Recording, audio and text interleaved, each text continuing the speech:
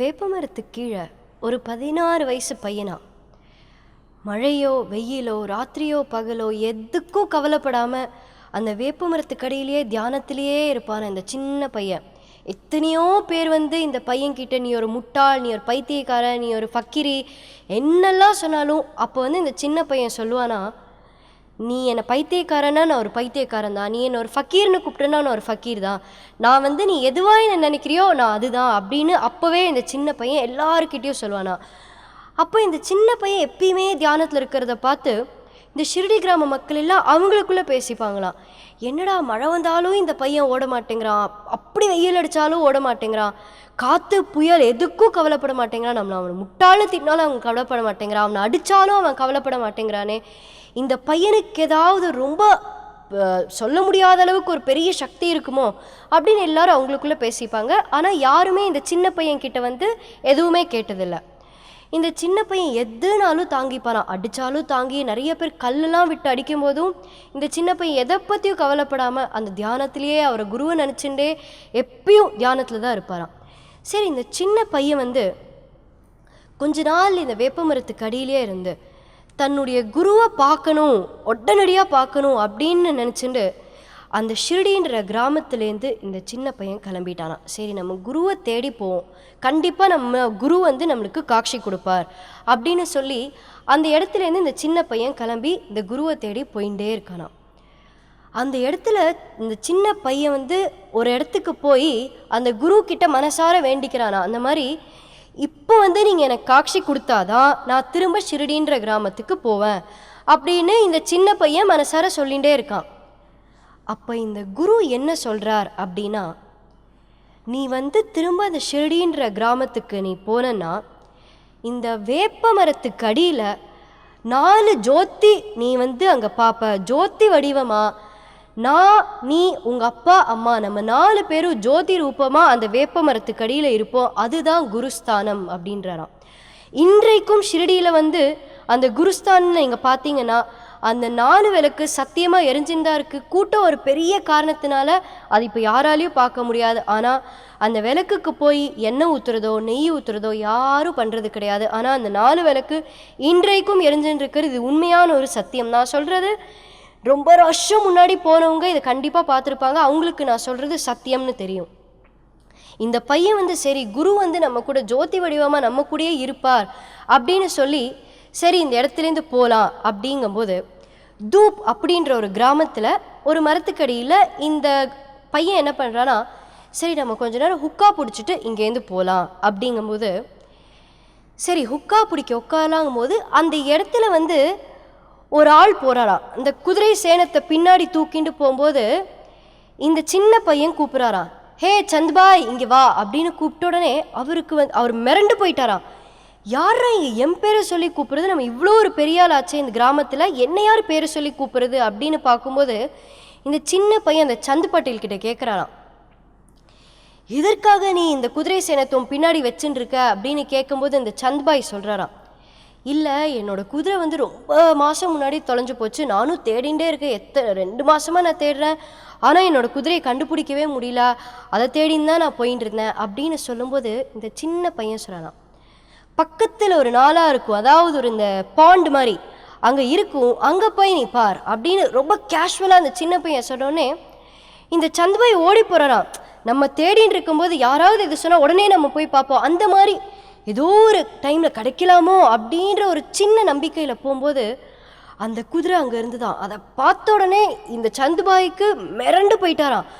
இவர் இந்த சின்ன பையன் ஒரு சாதாரணமான ஒரு பையன் இல்லை, ஆனால் ஒரு அவேலியா அப்படின்னாரா. அவேலியானா ஒரு செயின்ட்டுன்னு அர்த்தம், ஒரு பெரிய மகான் அப்படின்னு சொல்லி அந்த சின்ன பையன்கிட்ட நீங்கள் சொன்ன மாதிரி என்னோட குதிரை கிடச்சிருத்து, ரொம்ப பெரிய விஷயம், நான் உங்களுக்கு ரொம்ப கடமைப்பட்டிருக்கேன் அப்படின்னு சொன்னோன்னே இந்த சின்ன பையன் அதை பற்றியில் கவலைப்படாமல் சரி வா ஹுக்கா பிடிக்கலாம் அப்படின்னு சொல்கிறாராம். இந்த ஹுக்கா பிடிக்கிறதுக்காக அங்கே 2 விஷயம் தேவைப்பட்டது, ஒன்று நெருப்பு, இன்னொன்று தண்ணி. அப்போ இந்த சந்துபாய் நினைக்கிறாரா, எப்படா நெருப்பும் தண்ணி இல்லாமல் இந்த பையன் ஹுக்கா பிடிக்கலான்னு சொல்கிறானே, எப்படி அது சாத்தியம் அப்படின்னு நினைக்கும்போது இந்த சின்ன பையன் அப்போவே இந்த சட்கா அப்படின்னு ஒன்று இருக்கும், அது ஒரு சின்ன ஒரு குச்சி மாதிரி, அது வந்து எப்பயுமே இந்த கை கீழே வச்சுட்டே நடப்பானா அந்த சின்ன பையன். இன்னொன்று ப்ராங்ஸ்னு சொல்லுவா, அதாவது இந்த கத்தி மாதிரி இருக்கும். அந்த கத்தியும் இந்த சத்கா ரெண்டுத்தையும் அந்த பையன் எங்கே போனாலும் ஒரு ஜோல்னா பையோடு சேர்த்து எங்கே போனாலும் அது வச்சுட்டே இருப்பானா. அப்போது சரி, இந்த புகை இருக்கிறதுக்கு வந்து நம்மளுக்கு நெருப்பு தேவை, அந்த துண்டு துணி வந்து நினைக்கணுமா, அந்த துண்டு துணியை நினைக்கிறதுக்கு தண்ணியும் தேவைப்படுது. அப்போ இது ரெண்டும் என்ன பண்ணுவான் இந்த பையன் அப்படிங்கும்போது, இந்த சின்ன பையன் வந்து அந்த சத்காவை எடுத்து அப்படியே கீழே தட்டினோடனே நெருப்பு வந்து தான். அப்போ இந்த சந்த்பாய்க்கு வந்து மறுபடியும் கன்ஃபார்ம் ஆகிடுது, சரி இது சாதாரணமான பையன் இல்லை, பெரிய மகான் தான், கண்டிப்பாக இந்த மகான் நம்ம கூட கூட்டின்னு போயிடணும்னு அப்போவே அவர் முடிவு பண்ணியிருக்கார். சரி, இந்த பையன் வந்து தண்ணிக்கு என்ன தான் பண்ண போகிறான் அப்படின்னு இந்த சந்துபாய் அப்படியே கண்ணை சிமிட்டாமல் பார்த்துட்டே இருந்தாராம் அந்த சின்ன பையனை. உடனே அந்த ப்ராங்ஸ் எடுத்து அந்த கத்தி மாதிரி எடுத்து மறுபடியும் தரையில் தட்டினோடனே தண்ணி அப்படியே வந்து தான். இதை வச்சு அந்த பையன் ஹுக்கா பிடிச்சி சந்துபாய் கிட்ட கொடுத்து, இந்த நீயும் ஹுக்கா பிடி அப்படின்னு சொல்லும்போது சந்துபாய் சொல்கிறாரா, நீங்கள் வந்து கண்டிப்பாக என் கூட என்னோட வீட்டுக்கு வரணும், ஏன்னா என்னுடைய ஒய்ஃபோட பிரதர் வீட்டில் ஒரு கல்யாணம் இருக்குது, அதனால் நீங்கள் கண்டிப்பாக வந்து அவங்கள ஆசீர்வாதம் பண்ணணும், அதுவும் இல்லாமல் உங்களை பார்த்தா எங்கள் வீட்டில் எல்லாம் ரொம்ப சந்தோஷப்படுவாங்க அப்படின்னு சொல்லி இந்த சின்ன பையன் என்ன சொல்ல போகிறார் அப்படின்னு சந்த்பாய் காத்துட்டே இருக்காராம். அப்போது இந்த சின்ன பையன் சரி நான் உங்கள் வீட்டுக்கு வரேன் அப்படின்னு சொன்னோன்னே இவருக்கு ரொம்ப சந்தோஷமாயிட்டான். ஒரு மகான் நம்ம வீட்டுக்கு வரான்னு சொல்கிறாரே, அப்போ நம்ம எவ்வளோ புண்ணியம் பண்ணியிருக்கணும் அப்படின்னு நினச்சிண்டு அந்த சின்ன பையனை கூட்டின்னு போய் அவங்க வீட்டில் ராஜ மரியாதை கொடுத்து அந்த சின்ன பையன்கிட்ட எல்லாத்தையும் சொல்லலாம், அந்த வீட்டில் யார் யார் என்னென்ன எல்லாத்தையும் சொல்லி, சரி அவங்களுடைய பிரதருடைய மனைவி வந்துட்டு ஷிரடியில் தான் இருக்காங்க, அந்த பொண்ணு ஷிரடியில் இருக்கிறதுனால கல்யாணத்துக்காக நம்ம எல்லாரும் ஷிரடி கிளம்பணும் அப்படின்னு சொல்லும்போது இந்த சின்ன பையனும் ரொம்ப சந்தோஷமாக சரி நானும் வரேன் அப்படின்னு சொன்ன உடனே அவங்க வீட்டிலேருந்து எல்லாரும் ஷிரடி கிராமத்துக்கு கிளம்புறாங்க. இந்த சின்ன பையன் அந்த சந்து பட்டேல் அவங்க வீட்டில் எல்லாரும் கிளம்பி போய் அந்த ஷிரடின்ற கிராமத்தில் கண்டோபா மந்திர் அப்படின்னு கண்டோபா கோவில், அந்த கோவிலில் வந்து எல்லாரும் போய் அந்த கோவில் வாசலில் இறங்குறாங்க. ஒரு முக்கியமான விஷயம், இந்த இடம் வந்து அமீன் பாய் அப்படின்ற ஒருத்தரோட இடமா. அவர் என்ன பண்ணார்னா இந்த இடத்த வந்து மஹல்சாபதி கிட்ட கொடுத்துட்டார். அந்த கண்டோபா மந்திர் அப்படின்ற அந்த கோவிலோட பூஜாரி வந்து மஹல்சாபதி அப்படின்ற ஒருத்தர். அந்த எல்லாருமே அந்த மேரேஜ் பார்ட்டிக்கு வந்து எல்லாருமே ரொம்ப சந்தோஷமாக வராங்களா கல்யாணத்துக்காக. எல்லாரும் இறங்கும்போது இந்த சின்ன பையனும் அந்த வண்டியிலேருந்து இறங்கினானா. இந்த சின்ன பையன் இறங்கினோடனே மஹல்சாபதி அந்த கோவில்லேருந்து ஓடி வந்து ஆவோ சாயி அப்படின்னு கூப்பிட்ட உடனே எல்லாருக்கும் எல்லாம் அவங்கவுங்கள பார்த்துக்கிறாங்க, என்ன பேசுறது, யாரா சாயி, இந்த பூஜாரி யாரை பார்த்து சாயின்னு கூப்பிட்றாங்க, யார் ஆவோ சாயின்னு இவ்வளோ ராஜமரியாதையோட வரவேற்கிறது யார் இப்படின்லாம் பார்த்துட்டு இருக்கும்போது இந்த சின்ன பையன் வந்து மஹல்சாபதியை பார்த்து அப்படியே ஒரு சிரிக்கிறாராம். சிரித்த உடனே மஹல்சாபதி ஓடி வந்து இந்த சின்ன பையனோட காலில் விழுந்து ஆவோ சாயி அப்படின்னு கூப்பிட்ட உடனே, சாயி நீ எதுக்கு கூப்பிடுறாங்க, இந்த சாயி அப்படின்றது நிறைய அர்த்தம் இருக்குது. சாயிக்கு வந்து இப்போது ஹிந்தியில் எடுத்தோன்னா ச ஆயி அப்படின்னு பிரிக்கலாம். இந்த ச வந்து ஒரு ப்ரிஃபிக்ஸ், ஒரு ப்ரிஃபிக்ஸை யூஸ் பண்ணுறதுக்கு. ஆயி அப்படின்னா அம்மா அப்படின்னு, ஒரு நல்ல அம்மா அப்படின்னு ஹிந்தியில் அர்த்தம் இருக்குது. இப்போ சான்ஸ்கிரிட்டில் எடுத்தோன்னா சாக்ஷாத் ஈஸ்வர், அந்த அர்த்தமும் சான்ஸ்கிரிட்டில் இருக்குது.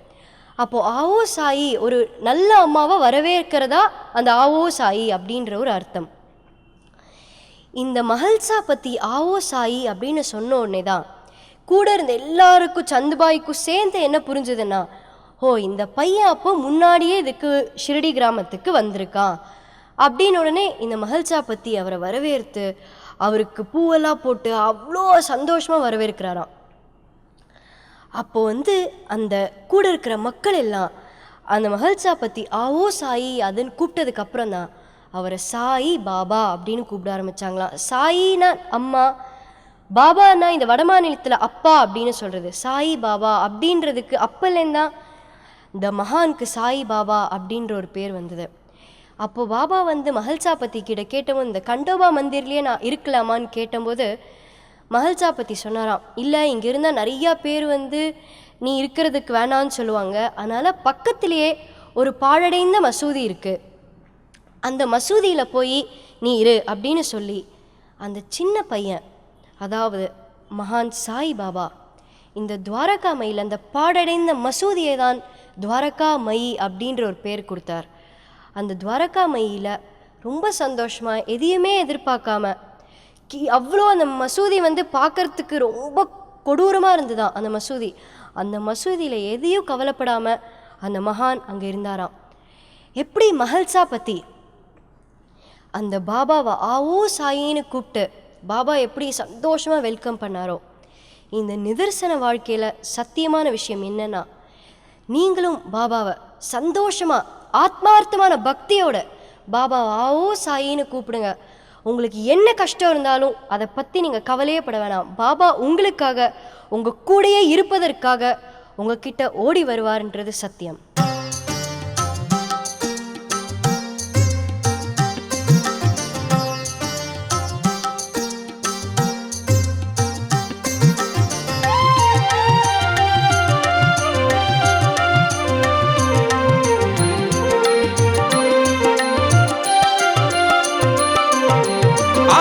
சாயி என்றே அழைத்தாலே சாயிநாதன் தரிசனம் தருவாரே. ஆவோ சாயி என்றே அழைத்தாலே நம் சாயிநாதன் தரிசனம் தருவாரே. தன் உள்ளம் மகிழ்ந்து அருளை பொழிவாரே.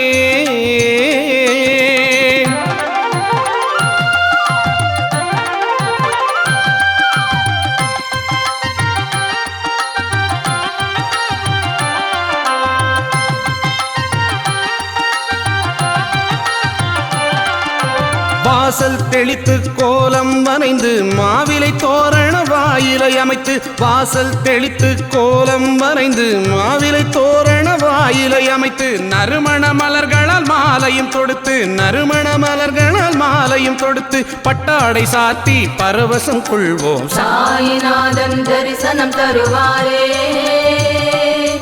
தன்னுள்ளம் மகிழ்ந்து அருளை பொழிவாரே.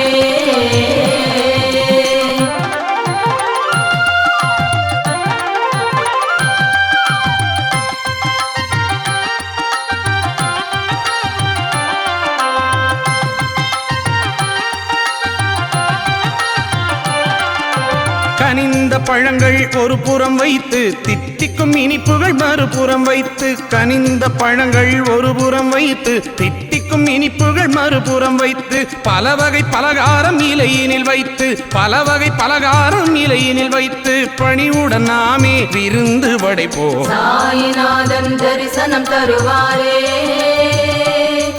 தன்னுள்ளம் மகிழ்ந்து அருளை பொழிவாரே.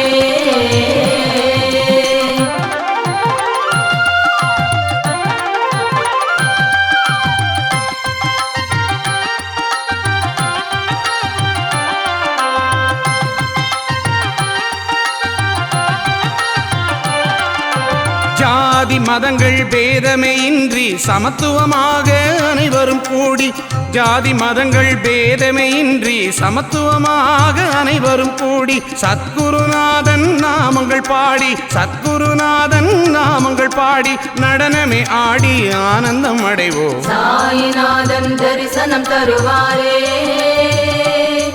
தன்னுள்ளம் மகிழ்ந்து அருளை பொழிவாரே.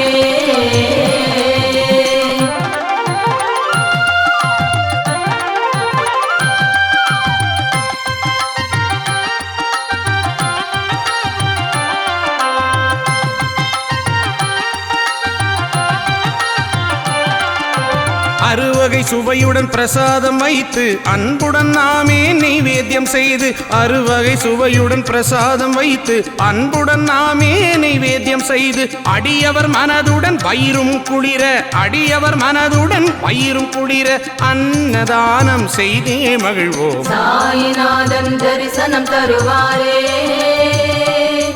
தன்னுள்ளம் மகிழ்ந்து அருளை பொழிவாரே. சாயி என்றே அழைத்தாலே சாயிநாதன் தரிசனம் தருவாரே. ஆவோ சாயி என்றே அழைத்தாலே நம் சாயிநாதன் தரிசனம் தருவாரே. சாயி தரிசனம் தருவாரே தன்னுள்ளம் மகிழ்ந்து அருளை பொழிவாரே சாயிநாதன் தரிசனம் தருவாரே தன்னுள்ளம் மகிழ்ந்து அருளை பொழிவாரே. யூடியூப் உலகத்தில் பக்திக்கென்று இருக்கின்ற ஒரே ஒரு சேனல் கோபுரம் டிவி சேனல். இதில் வந்து பக்தி மட்டும் இல்லை, பல விஷயங்களை சொல்கிறாங்க. அதில் முக்கியமாக நாயன்மார்களின் அருள் வரலாறு, ஷீரடி சாய்பாபா அவர்களின் வரலாறு, 12 ஆழ்வார்கள் பற்றிய தொகுப்பு, மகா பெரியவர் பற்றிய ஆய்வுகள், ஜோதிடம் ஒரு ஆய்வு, அப்புறம் ஆன்மீக அதிசயங்கள், இது அனைத்தும் ஒவ்வொரு நேரத்துலையும் வந்து அவங்க டெலிகாஸ்ட் பண்ணுறாங்க. இந்த பிஸியான காலகட்டத்தில் நீங்கள் இதெல்லாம் பார்க்கணும். ஏன்னா நமக்கு தேவை வந்து எதையும் கொண்டு போக போகிறதில்ல, கொண்டு போவது இறையருளை மட்டும்தான். இறையருளை கொண்டு போகணும்னா இதெல்லாம் பார்க்கணும், இதை பற்றி தெரிஞ்சுக்கணும். ஸோ இறைவன் நன்றி ஒரு அணுவும் அசையாது. ஸோ தயவு செஞ்சு எல்லோரும் வந்து கோபுரம் டிவி சேனலை சப்ஸ்கிரைப் பண்ணுங்கள், லைக் பண்ணுங்கள், ஷேர் பண்ணுங்கள். விதம் விதமான பக்தி நிகழ்ச்சிகளை உங்களுக்காக தந்து கொண்டிருக்கிறது உங்கள் கோபுரம் டிவி. உங்களுக்கு பிடித்த நிகழ்ச்சிகளை லைக் செய்யுங்கள், உங்களுக்கு பிடித்த மாணவர்களுக்கு ஷேர் செய்யுங்கள். மேலும் சப்ஸ்கிரைப் செய்வதோடு மட்டுமல்லாது அருகில் இருக்கும் பெல் பட்டனை கிளிக் செய்து கோபுரம் டிவி நிகழ்ச்சிகளை உடனுக்குடன் தெரிந்து கொள்ளுங்கள். மற்றும் ஒரு மகிழ்ச்சியான செய்தி, கோபுரம் டிவி ஆப்பை கூகுள் பிளே ஸ்டோரில் ஃப்ரீ டவுன்லோட் செய்து கோபுரம் டிவி நிகழ்ச்சிகளை தொடர்ந்து கண்டுகளியுங்கள், பாருங்கள், ரசியுங்கள், பரவசமடையுங்கள். கோபுரம் டிவி.com பக்தி பக்திமயம்.